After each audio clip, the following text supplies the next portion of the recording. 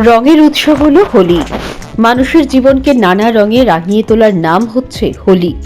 প্রতি বছর হিন্দু বাঙালিরা এই উৎসবে মেতে ওঠেন। মানুষ সারা বছর নিজের কাজকর্ম নিয়ে ব্যস্ত থাকেন। পাশের বাড়ির মানুষের সঙ্গে বা সমাজের আর 5টা মানুষের সঙ্গে কথা বলা, আনন্দ বিনোদনের সময় তেমন একটা নেই। হোলির মাধ্যমে একে অপরে মিলেমিশে আনন্দে একাকার হওয়া যায়। ভগবান শ্রীকৃষ্ণ রাধাকে নিয়ে এবং সখীদের নিয়ে রঙের উৎসবে মেতেছিলেন। এই শুভ দিনটি হচ্ছে চৈত্র মাসের দোল পূর্ণিমা তিথি। সেই থেকে আজও হিন্দু বাঙালিরা রঙের উৎসবে মেতে ওঠেন। এবছর রবিবার এবং সোমবার দুদিন ব্যাপী হবে দোলের উৎসব। রবিবার রাজধানীর সাংস্কৃতিক সংস্থা নববোধনের উদ্যোগে হোলি উৎসব পালিত হয়েছে। এই সংস্থার সদস্যরা রঙের উৎসবে মেতে ওঠেন।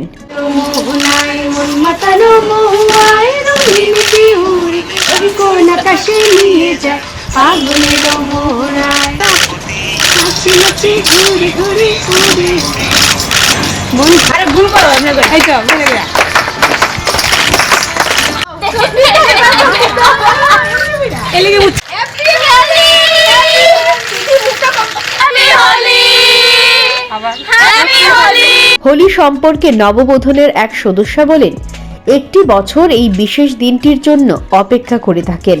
সারা জীবন যাতে পরিবারের সকল সদস্যদের নিয়ে সুখে শান্তিতে থাকতে পারেন, এই লক্ষ্যকে সামনে রেখেই এই দিনটি পালন করা হলো।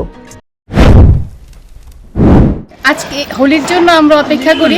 আজকের এই আনন্দের দিনটার জন্য আমরা সারাটা বছর অপেক্ষা করে বসে থাকি।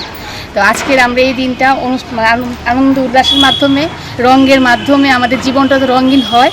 এর জন্য আমরা খুব উল্লাসিত এবং এভাবে আবির নিয়ে আমরা খেলছি, যাতে সারাটা জীবন আমাদের রঙিনভাবেই আমরা কাটাতে পারি। সবাই যাতে ভালো হয় এবং আমরাও যাতে ভালোভাবে আনন্দ করে থাকতে পারি জীবনে। এর জন্যই আমরা হোলি উৎসব মানাই। হোলি উৎসব সম্পর্কে সাংস্কৃতিক সংস্থার আরেক সদস্য বলেন, নববোধন প্রতি বছর এই দিনটি পালন করে থাকে। এই দিনটির মধ্য দিয়েই সকলেই রঙের উৎসবে মেতে ওঠেন। নববোধন থেকে আমরা অনেক রকমের প্রোগ্রাম করি, কিন্তু এর মধ্যে একটা হচ্ছে গিয়ে এই হোলির উৎসবটা। এটা আমরা এইভাবে সবাই একসাথে রং খেলে মজা করে একসাথে কাটাই। আমরা চাই যে সবাই হোলি খুব সুন্দর হোক, খুব ভালো হোক। নববোধনের পক্ষ থেকে হ্যাপি হোলি। এদিকে দুদিন ব্যাপী হোলি উৎসব অনুষ্ঠিত হওয়ায় আগামীকালও রঙের উৎসবে মেতে উঠবেন রাজ্যের মানুষ। Bureau report, news prime Tripura.